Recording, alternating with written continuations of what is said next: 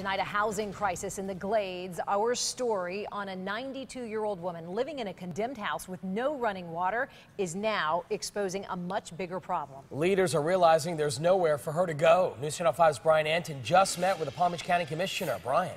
Now, while people are stepping up to help the 92-year-old woman we profiled, her situation is drawing attention to a much bigger problem: elderly people with nowhere to go in the Glades.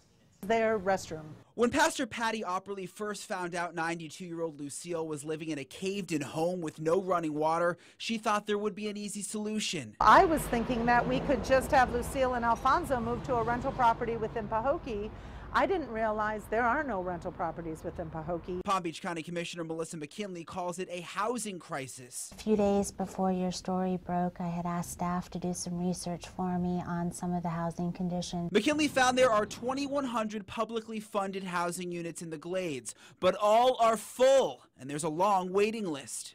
We don't have enough, and people who need housing assistance in the Glades are being forced to leave the communities that they were born and raised in. Abandoned buildings like the old Everglades Memorial Hospital are falling apart. Like so many ideas in the Glades, plans to make the building into senior housing fell through. Seniors like Lucille have nowhere to go. We need more qualified, safe housing units in the Glades. It's going to take investment.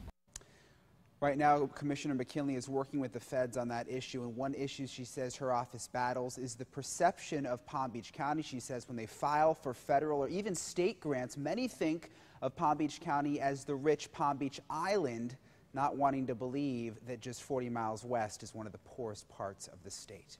Brian Enton, WPTV News Channel 5.